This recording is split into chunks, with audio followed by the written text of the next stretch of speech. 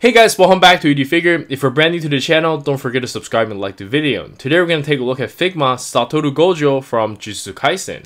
And we live in an era where we have so many choices for food, Netflix, and action figures. So I don't really know anymore. But yeah, let me know in the comments on what you think. And here's the left of the box, here's the right of the box, and here's the back of the box. Just by looking at the accessories and the way they designed this figure, it seems like Figma has the upper hand. But we'll see, right? Sunglasses are really cool. And then they all share the same face. So yeah, that's really nice. Anyways, let's check it out.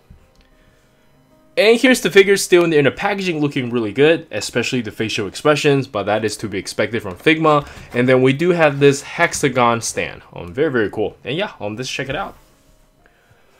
Alright, and here we have the figure itself, and one thing we noticed right away is that he is a little bit more pale. The hair color is like a mix between purple, pink, gray, and white. It is up to your interpretation, but it is very interesting color. And let's just take a close look at the figure.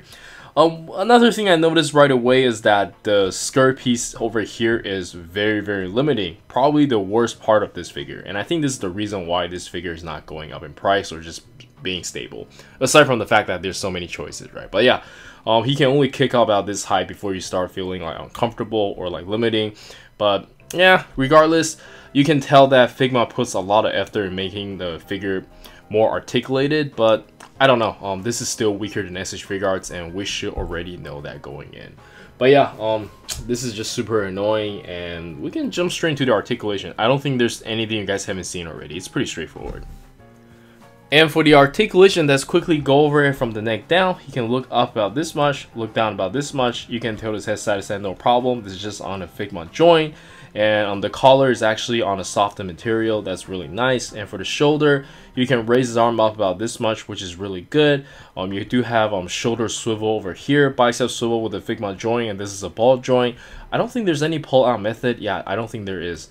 But we do get some kind of like a butterfly movement for the long. Oh, actually, yeah, that's a lot of movement. Yeah, there's no pull out, but like you can tell there's like a really good range of motion with the butterfly joint over here. And then we can bend about this much, and we do have the ball wrist. And for the ab crunch, you can bend forward. Wow, you can bend forward quite a lot. This is actually quite surprising, but of course it's gonna show a little bit of gap over there. But you can bend forward all this much, and you can bend backwards. Wait, can you really bend backwards? Oh yeah, you can just like, yeah, you can just twist the joint. So that's a really cool joint design. It's like essentially a really big ball joint over here, and then you can kind of move it around, but I can't really bend backwards all that much either. I'll have to play around with it more, but for now, he can't really bend backwards, but really good forward movement. And for the leg, you can kick up about only this high, and then you do have a little bit of thigh swivels. I think the articulation is all there. It's just that this design is really weird. Like, why would they add a piece over here? Like, you can move this piece out, but then there's another piece from left and right just like cover this whole thing. I don't know. This design is very questionable, and you can only move it like that. Yeah, just trust me when I say it's very limiting. Bend about this much. Very good ankle pivot and toe hinge. I believe that's it for the articulation. This is a little bit weird, but yeah, let's check out the accessories. And for the accessories, we can start with the default smiling face, and I think it looks really good.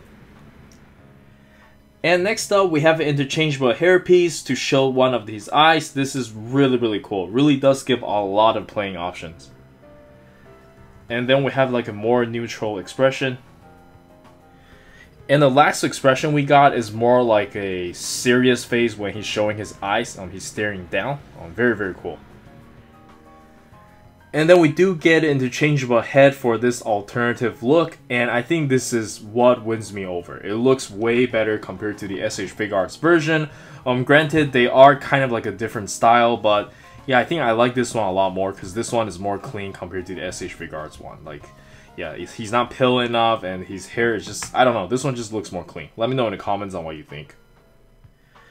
And lastly, we get the interchangeable hairpiece for the sunglasses, and it looks really cool. Really gives a lot of playability, right? We have 4 types of hairstyle, including these glasses, and then 3 interchangeable faces. Really good.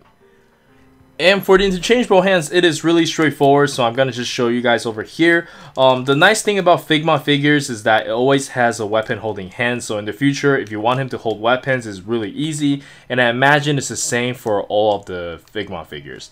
And yeah, let's jump straight into some action poses. Oh yeah, and I forgot about these. You can put the hands in the pocket.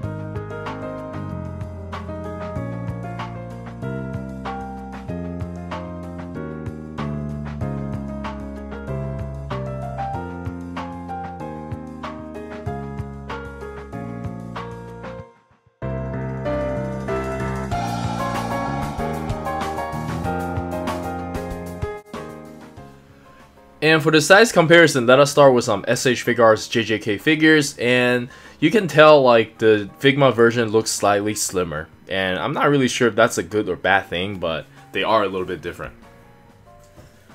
And next up, we have some Figma figures, and of course he looks really good with the Figma line. And then we have some good old Dragon Ball SH Figuarts. And then we have my favorite, the Naruto SH Figuarts. And lastly, we have some Mayfax figures and the SH Figuarts Venom, and let's jump straight into the final thoughts. Alright, so for the final thoughts, my overall experience with this figure is really good, and I do highly recommend it. And because of the competition with SH Figuarts, the price point on this figure is actually really good. And I think same thing with the Yuji, right? If I want to compare this with the SH Figuarts, I like the proportion on this better, just the overall look, and the accessories is a lot better. It has so many playing options, especially with the hair and different faces, and they're all interchangeable. It's just really nice. And obviously, SH Figuarts is going to have better articulation and durability, but I think I like this one slightly better in terms of looks and just overall playability. And yeah, I'm not really sure how deep Figma is going to go into their line, same with Bandai. For now, I'm going to try to collect both of them, but if it gets too out of hand, I might start just pick a side. But anyways, this is Eric. Don't forget to like and subscribe. I'll see you guys in the next video. Peace.